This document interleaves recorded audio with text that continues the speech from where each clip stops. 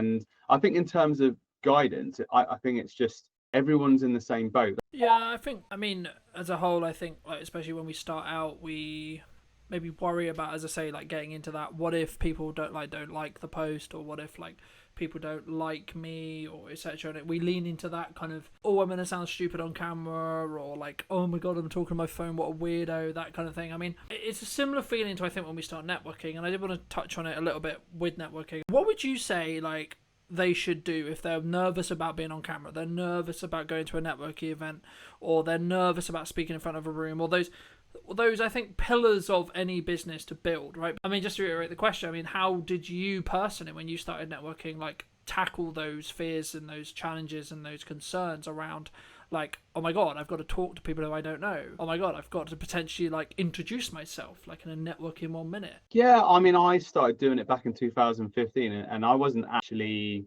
my business started in 2016, but I started writing a blog about social media, how it impacts businesses in the Torway area. And they had Torway hour meetings in the local area, and there was, guys that were running marketing agencies that were helping people with social media. So I thought, well, that would be good.